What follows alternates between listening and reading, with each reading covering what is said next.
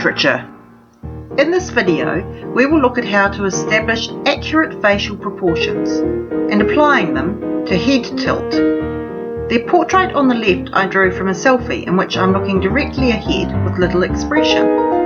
The film on the right illustrates my animated and more natural self, showing how capturing the turn and tilt of a head describes more of a person's personality and mood. There are multiple techniques to establish facial measurements. What follows is a demonstration of a combination of the basic techniques that I and my students have found most useful. Start with an egg shape, pointy end down. Draw a vertical line through the centre and then a horizontal line at halfway. Divide the bottom half into 5 equal parts. Add a final horizontal at the same spacing above the halfway line. Now quarter the mid-horizontal line. Centre the eyes on the quarter marks and sit them slightly high of the line. The tip of the nose extends 2 spaces down and the mouth at 3 spaces. Place the brows at the line above the eyes and have a bit of a think about how the features interact. The ears extend from the brow line to the tip of the nose. The neck extends from a line originating at the outer edges of the eyes, and it is helpful to draw in shapes for shoulders, chin, cheeks and temples.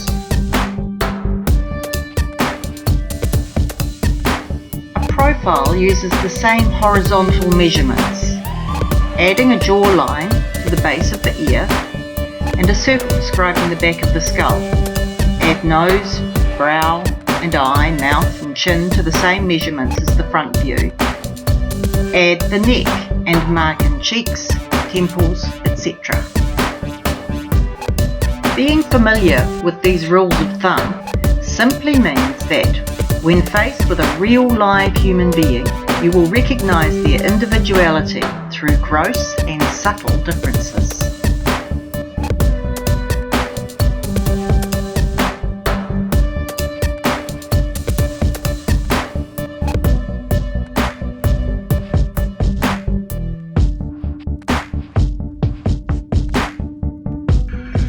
Okay, so the shock value is just an added bonus to this demonstration of how the aforementioned measurements work in 3D.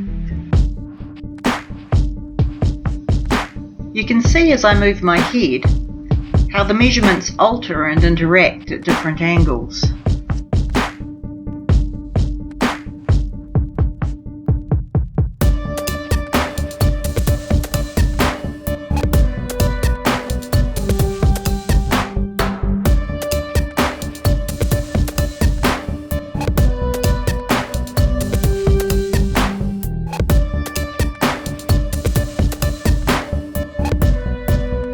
If you include these lines as part of your underdrawing, you will find features are much more accurately placed to the individual likeness you are trying to capture.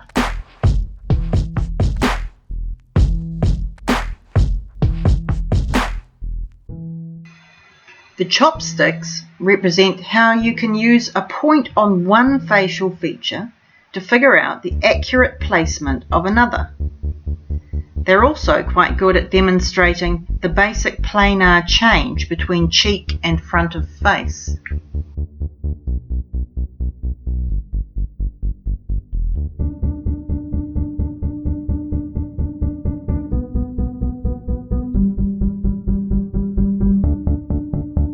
In this exercise, you will be drawing on photocopies of photographs of people's heads.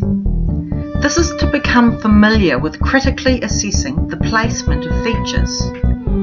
Obviously, gender, race, age, and genetic and environmental factors all contribute to forming our faces, and this is not about looking for conformity, it's about celebrating difference.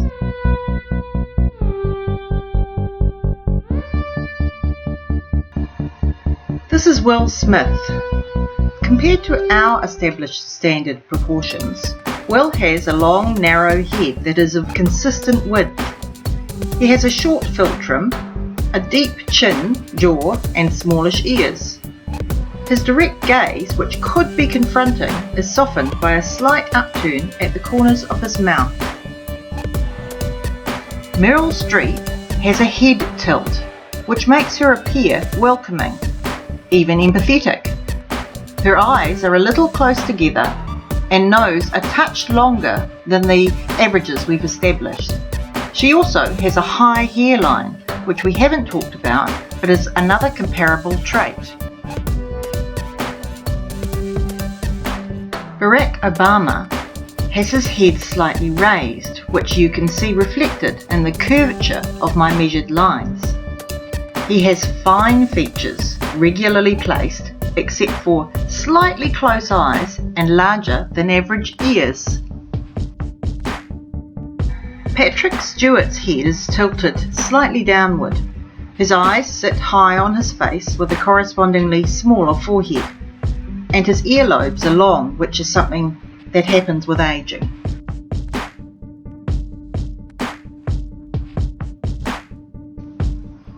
Knowing these measurements, though a little generalised and clumsy, when combined with some knowledge of what's happening in the underlying physiology and how to observe and overlay planar changes, will ultimately, with practice, improve your portrait drawing exponentially.